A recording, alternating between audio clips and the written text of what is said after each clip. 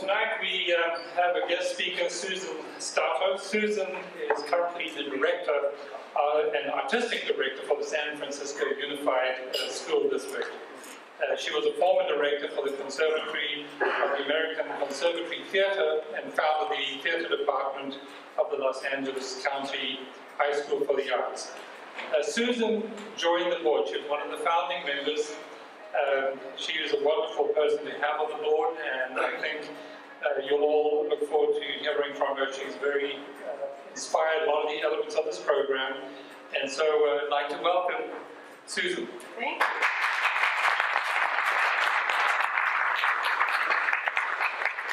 Everybody here is so young. I remember coming years ago and seeing a lot of ancient people sitting right off to the side. And wow, I mean, how inspiring to see so many young people involved in this work. On behalf of Rob Daniels, Supervisor of the Visual Performing Arts Department, and Antigone Trimis, and Superintendent Richard Carranza, thank you for inviting me tonight. I am associative and discursive, like Spalding Gray, so here we go. If somebody had told me years ago that I'd be addressing a group of distinguished structural engineers in the most beautiful city in the world, in the building where Diego Rivera's fantastic mural graces us, and on the way out, stop and look at that mural. I studied it in college, please. It's beautiful, and there's such dignity to the working people. If somebody had told me that, I wouldn't have believed them. So I'll get to the point. And I will get to STEM and STEAM as well. But starting at the gate, let's talk about what's really important, and where the structure starts in the engineering and the architecture of our lives, and the lives of the students of all ages. Love. Love is what's important. Doing something that you love and that matters to you, finding a life partner to share your dreams with, and living in a place that provides you with comfort and joy, these are the big tests, according to my friends, the neuroscientists. They're not what we're testing in the public schools, but they are the big tests. We don't talk nearly enough about love. To love what you do for a living and to find meaning in one's work. How can I put into words how important this is and how many of us are so lucky in this room to know that feeling? Okay, in the public schools, maybe not every hour, every day. I can certainly tell you stories from the crypts of the public schools that have little to do with love and too much to do with politics and backwards bureaucracy.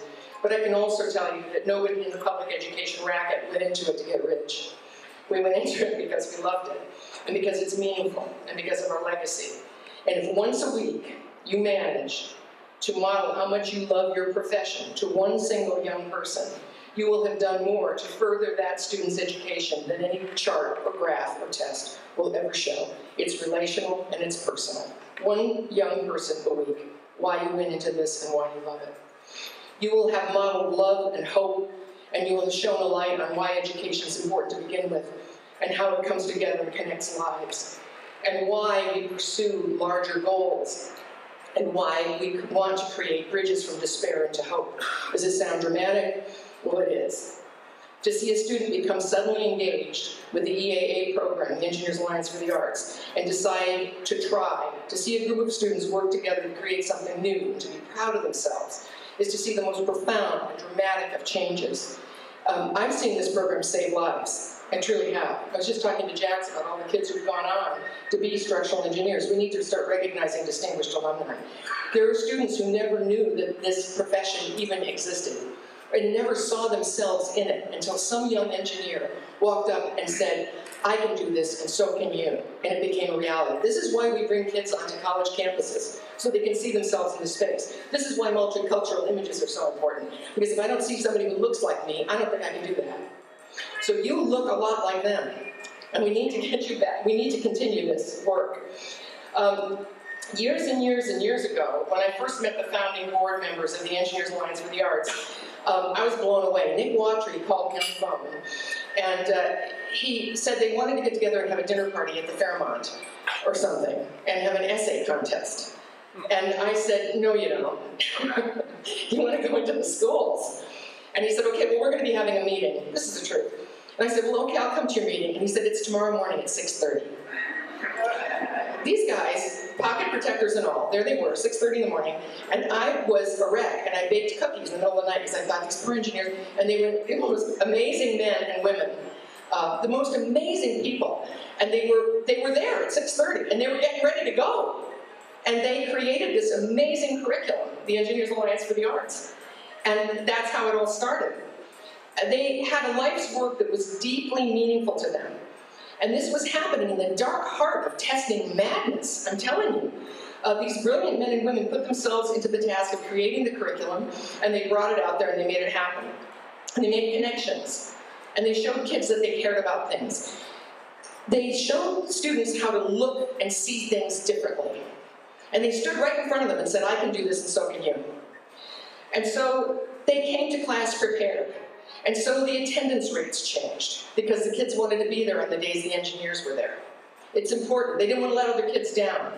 They wanted to work with others collaboratively and to persist in their work and be accountable for deadlines. I remember Nick Watry called it the joy of the deadline. I said, what's that? And he said, getting things done on time, Susan.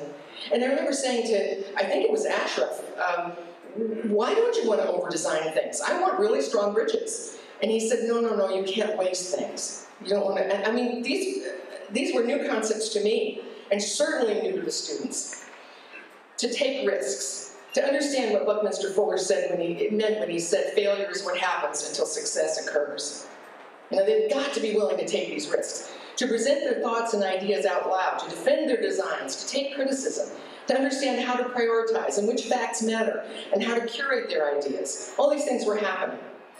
This is the Common Core. If you've been hearing about the Common Core in education, that's what it is. And it's not about bubbling in true and false. It's not about trying to fatten the lambs by weighing them, which is what testing is in America. So I love brain science because it proves what we've already known. It proves what the EAA is doing. Like, for example, the connection between things and what makes the most sense to us and why connecting them. They're connecting. They're connecting painting and art and science and technology and all of these things. When you have the chance to inspire one young person with your story and your love for what you do, you change them metabolically. They have changed metabolically. If you put them under an MRI, things would show up differently. Mary Helen Immordino Yang has done extensive studies on what happens when we're inspired.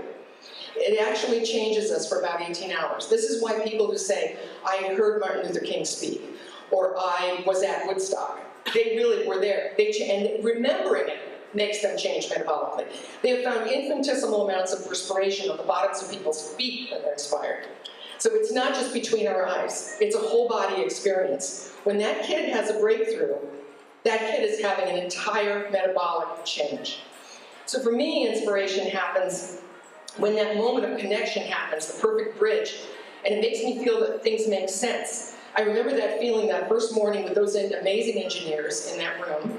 It's coming together of forces and ideas, and it's an ecstatic connection. Leonard Bernstein said that the only way we really understand a subject is to see it in the context of something else. And I think you all remember, I mean, one young man was telling me this evening downstairs that he remembers, I think it was Derek, I remember the time I was just a little kid and an engineer came and talked to my class. I remember it, Susan, and I said, yeah, you do. And he was changing metabolically when he was talking about it. The idea of STEM, if you've heard about it, is to connect it all up and give us a running start at inspiring and engaging and perhaps getting students to fall in love with what they're doing. It stands for science, technology, engineering, and mathematics. And what about the arts? This is the new movement, and it's called STEAM. And it actually happens in this program as well. And it's science, technology, engineering, arts, and mathematics. And it looks like all of those things. It looks like the Engineers Alliance for the Arts. STEAM brings it all together, and it just makes sense. You know, a lot of things that we knew in ancient times when Fred and Wilma and the Flintstones were, roamed around about the art and craft of teaching are coming back into style. I mean, I remember creating new units that my kids would care about. I remember that in ancient times, before the scripted curriculums and before the bubble in the answers. So we seem to be coming back to that. And once again, I love the brain science because the brain science tells us what everybody already knew, which is if you are not engaged, you cannot learn. You just simply can't do it if you don't care. And it might be that you're trying to find your car in the parking lot, but you care. So before you get out at Disneyland, you say, we parked in Goofy 6. And that's important. You need to remember that. After that, the brain will kick it out, but in that moment, it's important. So STEAM brings it together. Is STEAM new? Maybe it is. I come from a business that loves acronyms. We love to give everything new names. We love our jargon in public education.